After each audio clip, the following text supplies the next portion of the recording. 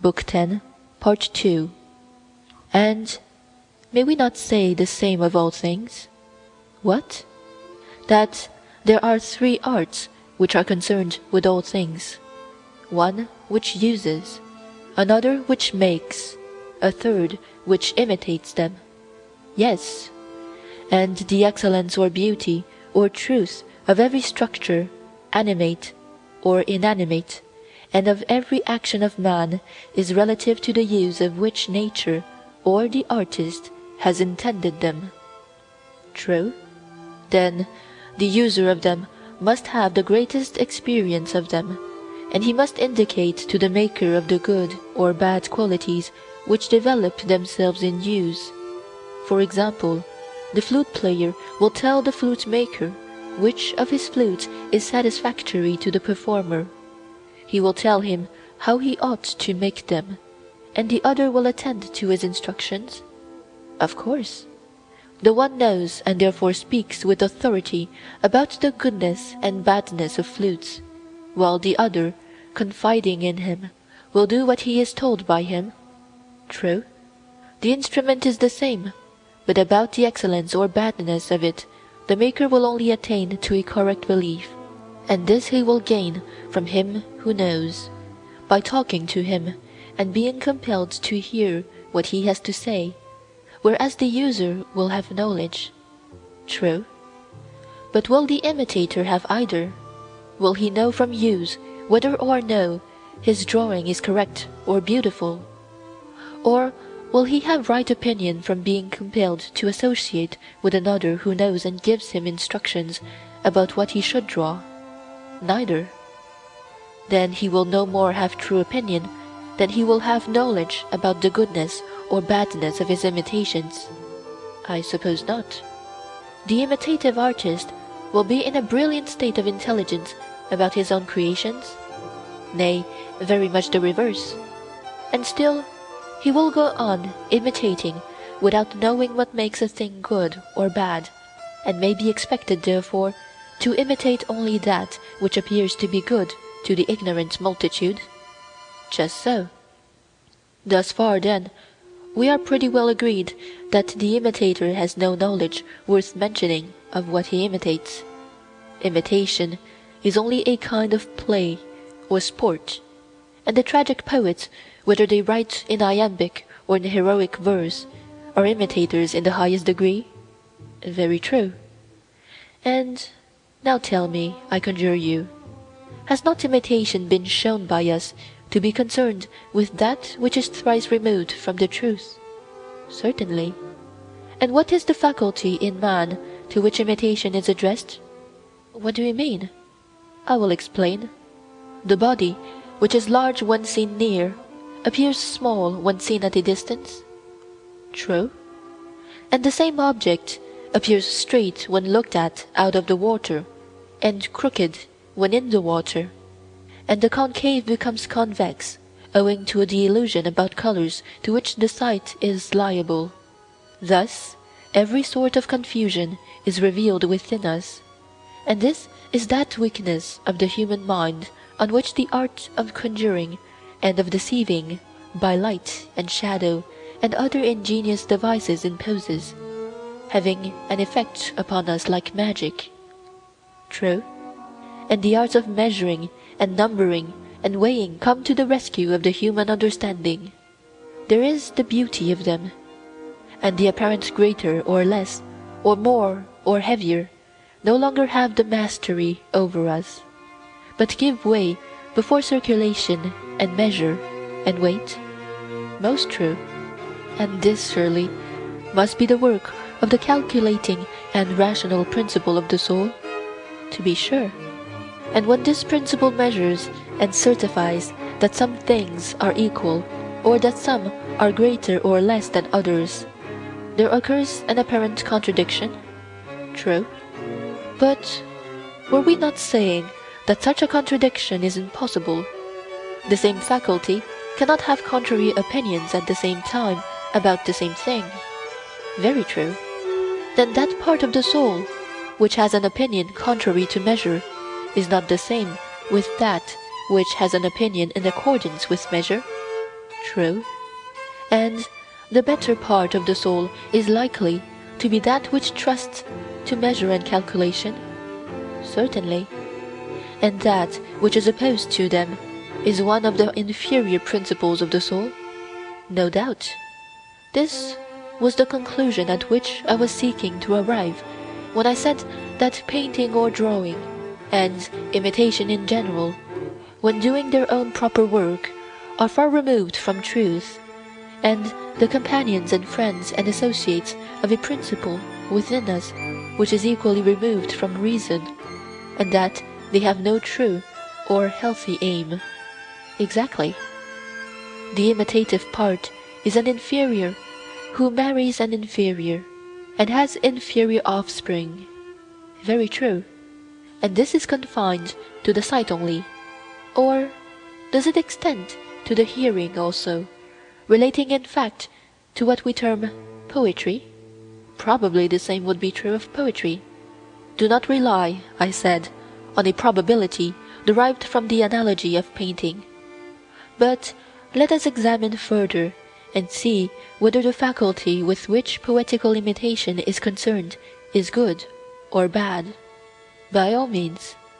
We may state the question thus: imitation imitates the actions of men, whether voluntary or involuntary, on which, as they imagine, a good or bad result has ensued, and they rejoice or sorrow accordingly.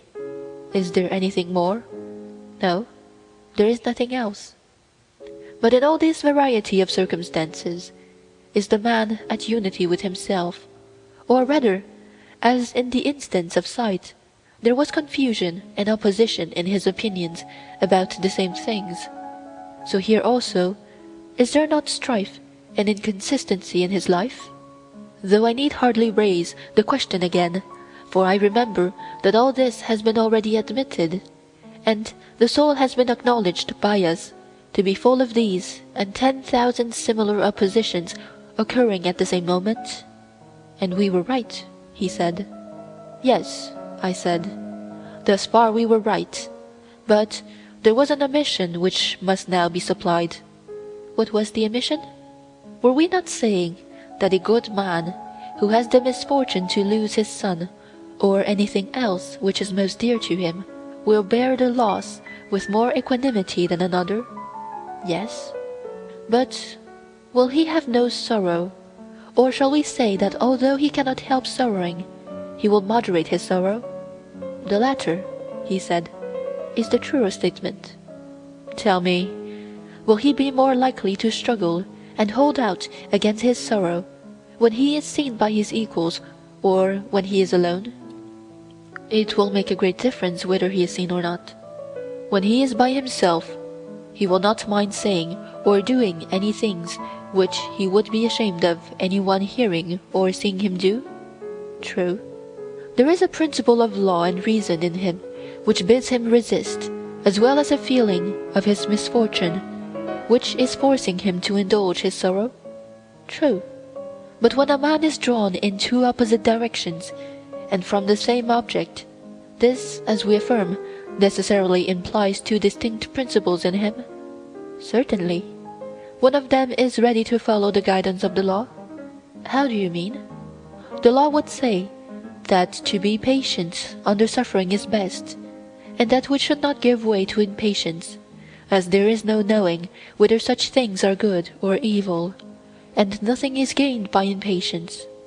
Also, because no human thing is of serious importance, and grief stands in the way of that which at the moment is most required. What is most required? He asked. That we should take counsel about what has happened, and when the dice have been thrown, order our affairs in the way which reason deems best, not, like children who have had a fall, keeping hold of the part struck and wasting time in setting up a howl, but always accustoming the soul forthwith to apply a remedy, raising up that which is sickly and fallen, banishing the cry of sorrow by the healing art. Yes, he said, that is the true way of meeting the attacks of fortune. Yes, I said, and the higher principle is ready to follow this suggestion of reason? Clearly. And the other principle, which inclines us to recollection of our troubles and to lamentation, and can never have enough of them, we may call irrational, useless, and cowardly? Indeed, we may. And does not the latter, I mean the rebellious principle, furnish a great variety of materials for imitation? Whereas the wise and calm temperament, being always nearly equable, is not easy to imitate or to appreciate when imitated, especially at a public festival, when a promiscuous crowd is assembled in a theatre, for the feeling represented is one to which they are strangers. Certainly.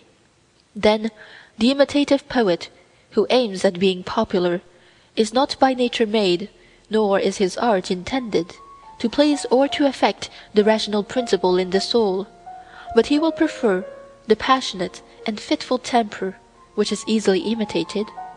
Clearly. And now we may fairly take him and place him by the side of the painter, for he is like him in two ways. First, inasmuch as his creations have an inferior degree of truth, in this I say he is like him, and he is also like him in being concerned with an inferior part of the soul, and therefore we shall be right in refusing to admit him into a well-ordered state, because he awakens and nourishes and strengthens the feelings and impairs the reason, as in a city when the evil are permitted to have authority and the good are put out of the way, so in the soul of man, as we maintain, the imitative poet implants an evil constitution, for he indulges the irrational nature, which has no discernment of greater and less, but thinks the same thing at one time great and at another small. He is a manufacturer of images, and is very far removed from the truth. Exactly. But we have not yet brought forward the heaviest count in our accusation, the power which poetry has of harming even the good, and there are very few who are not harmed, is surely an awful thing. Yes, certainly, if the effect is what you say. Hear and judge.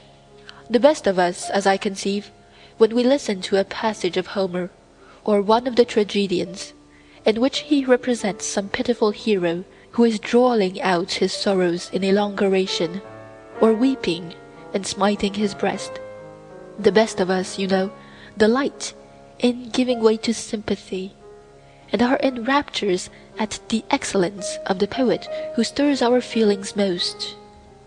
Yes, of course I know. But when any sorrow of our own happens to us, then you may observe that we pride ourselves on the opposite quality. We would feign to be quiet and patient. This is the manly part, and the other which delighted us in the recitation is now deemed to be the part of a woman. Very true, he said. Now, can we be right in praising and admiring another who is doing that which any one of us would abominate and be ashamed of in his own person? No, he said, that is certainly not reasonable. Nay, I say, quite reasonable from one point of view. What point of view? If you consider, I said, that when in misfortune we feel a natural hunger and desire to relieve our sorrow by weeping and lamentation, and that this feeling which is kept under control in our own calamities is satisfied and delighted by the poet, the better nature in each of us, not having been sufficiently trained by reason or habit, allows the sympathetic element to break loose because the sorrow is another's, and the spectator fancies that there can be no disgrace to himself in praising and pitying any one who comes telling him what a good man he is, and making a fuss about his troubles. He thinks that the pleasure is a gain, and why should he be supercilious and lose this and the poem too? Few persons ever reflect, as I should imagine, that from the evil of other men something of evil is communicated to themselves. And so, The feeling of sorrow, which has gathered strength at the sight of the misfortunes of others, is with difficulty repressed in our own. How very true! And does not the same hold also of the ridiculous? There are jests which you would be ashamed to make yourself, and yet on the comic stage, or indeed in private, when you hear them, you are greatly amused by them, and are not at all disgusted at their unseemliness. The case of pity is repeated. There is a principle in human nature which is disposed to raise a laugh, and this, which you once restrained by reason, because you were afraid of being thought a buffoon, is now let out again, and having stimulated the risible faculty at the theatre, you are betrayed unconsciously to yourself into playing the comic poet at home. Quite true, he said. And the same may be said of lust and anger and all the other affections of desire and pain and pleasure, which are held to be inseparable from every action. In all of them poetry feeds and waters the passions instead of drying them up. She lets them rule, although they ought to be controlled, if mankind are ever to increase in happiness and virtue. I cannot deny it. Therefore, Glaucon, I said, whenever you meet with any of the eulogists of Homer, declaring that he has been the educator of Hellas, and that he is profitable for education and for the ordering of human things, and that you should take him up again and again, and get to know him and regulate your whole life according to him, we may love and honor those who say these things. They are excellent people, as far as their lights extend, and we are ready to acknowledge that Homer is the greatest of poets and first of tragedy writers. But we must remain firm in our conviction that hymns to the god and praises of famous men are the only poetry which ought to be admitted into our state.